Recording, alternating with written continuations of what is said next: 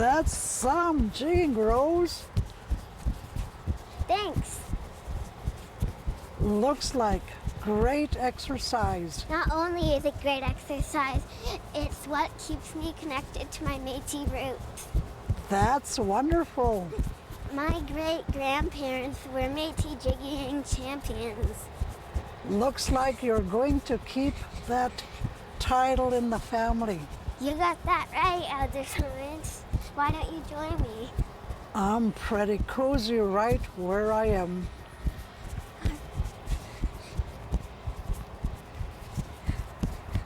I'm proud of you, Rose.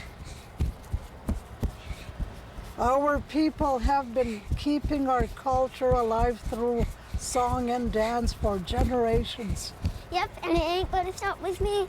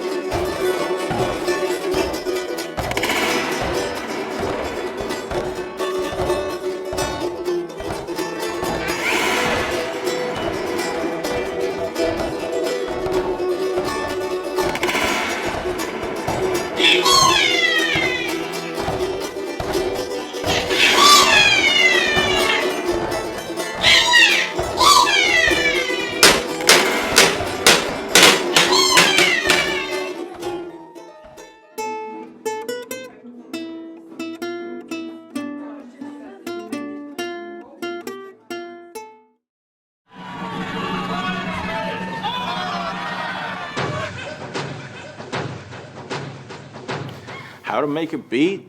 You hear it pretty much in all rap music or pop music. You know, the boom, boom, boom. That'll set the tone and the speed for the rest of the song. Itueueuitsheu, Bashkade Bijuke Inene Indigenous, Boogey the Beat Indigenous. My name is Boogey the Beat. My real name is Les Boulanger, and I was born and raised here in Winnipeg, Manitoba.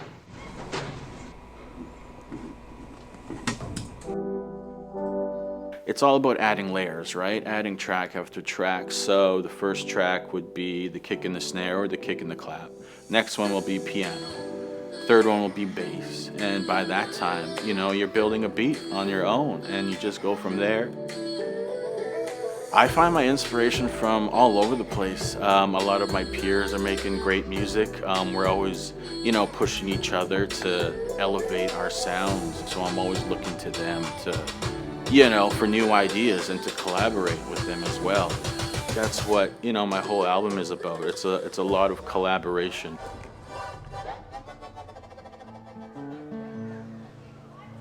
Ani Buju Ajawa Mikanakikwe Indigenous, Ila Barker Indigenous, Musto Dam, Berens River, Nandunji, Winnipeg, Nandunji. My name is Ila Barker. My family on my mom's side is from Berens River First Nation of the Moose Clan. I'm based in Winnipeg, Manitoba, and I'm a singer-songwriter.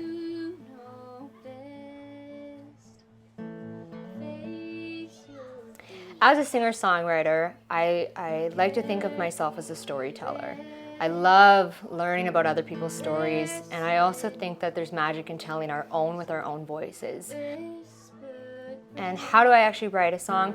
There's a couple of different ways. So a big one that I love doing is just sitting down with my instrument and playing different chord progressions until I hear something that makes me feel something, or I get a spark of inspiration. And then sometimes as well, inspiration just comes and slaps me in the face, and a song says, "Hi, I'm here right now," and I have to rush to find a place that I can write it down or grab an instrument and let it come through. And that's the most spiritual, I think, experience of being an artist, is when inspiration truly feels like it's out of your hand and it's just flowing right through you. My creative process, it varies, I guess, from track to track. I mean, lately I've been starting off with the big drum in the beginning of the song, and sometimes I'll keep it for the rest of the song just because that kind of brings me back to my childhood and kind of those first beats that I heard as a kid going to powwows. Everybody's, you know, dancing and having a good time, and you hear kind of that heartbeat of the drum. Music is this incredible connector. It has a power to bridge nations. No matter where you're from, you can connect with music. In those quiet moments when it's just me and my guitar, like that's my best friend. That is my therapist. Music just is this incredible healer, and I love that some people get to make music, but everyone can enjoy music. My advice to you, if you want to become a DJ, don't be afraid to listen to the music that you really like. And once you get to that point where you start DJing and you start, you know, maybe making beats and producing music, just do what you want and do what you like and what you'd listen to. You're the only one that can tell your story, you know, through music, through writing, through being creative. Sometimes it's scary to make art if you think that it's going to be shared with other people. But I think the most important thing is to remember that you want to make art if it makes you feel good. You don't have to even be good at it, but singing or writing or drawing or whatever art form you like, if it makes you feel good, you should just do it. If you like your art, there will be other people in the world that like it too.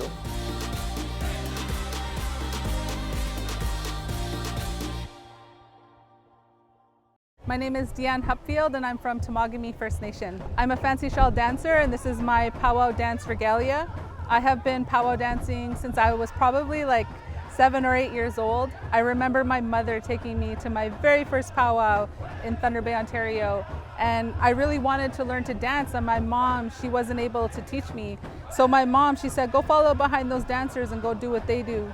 So me being like this tiny kid, I just followed those jingle dress dancers around doing what they did. I learned to dance when I was a teenager, and I made my first regalia through ceremony when I was 13. And it really helped me heal all of that trauma that I carried. Fancy shawl dancing is one of the newer dances. Came a big dance right around World War II, like the 50s, 60s. And it was the evolution of the men's traditional dance, which is like a warrior dance. Powwows are contemporary ways Indigenous people come together to celebrate. And you do not need to be Indigenous to go to a powwow. All you have to do is listen to the MC and we have special songs where everyone's welcome to dance, and you can go and dance in the circle with everyone. And those songs are called intertribals. Me and my family dance, my husband dances, 2 of our 5 children dance. My family had a really hard life because of residential schools. We had lots of loss, lots of trauma in my family, and I worked really hard to end that cycle of trauma in my family, and I'm doing my best to make a better life for my family and my children. And it makes me so happy to see my daughter wanting to learn to dance, and I'm really grateful I get to share dance with my children. So I think it's really important for people to have access to powwow dance teachings, because people like my mom, who grew up in the 60s scoop, didn't have access to her own culture. And like my grandparents, like all of my cousins, like we lost our culture, and we're just kind of like in survival mode, trying to survive everything that we've had to endure. So like learning culture is just a good way to like build our self-esteem back and build our identity. Like I've invested in learning how to be a teacher, and I've worked in schools for many years. And when the pandemic hit, I'm like, I'm gonna teach online now. So I started to put videos on YouTube. How to powwow dance for kids. So let's learn the basic powwow dance step. Ambeoma. That means come here in my language. The basic powwow dance step is a 1-2-1-2 step. 1, 2, 1, 2. 1, 2, 1, 2. 1, 2, 1, 2, 1, 2. If this dance step is new to you, let's play with it a little and program it into our bodies. So we're gonna make our steps as big as possible. And it looks like this. 1, 2, 1, 2, 1, 2, 1, 2, 1, 2, 1, 2, 1, 2, 1, 2. And now let's make them teeny tiny, smallest steps you've ever taken in your entire life. 1, 2, 1, 2, 1, 2, 1, 2, 1, 2, 1, 2. Listen. Okay, when I say go, I want you to go as fast as humanly possible. We're gonna go super speed. And when I say freeze, you're gonna freeze on the spot. Okay? 1, 2, 3, go. Super speed. 1, 2, 1, 2, 1, 2, 1, 2, 1, 2, 1, 2, 1, 2, 1, 2, fast, fast, fast. Go, go, go, go. 1, 2, 1, 2, 1, 2, 1, 2, 1, 2, 1, 2, 1, 2, 1, 2, 1, 2, 1, 2, and freeze. Now we are going to go slow motion. We're gonna go like a snail, very, very slow. 1,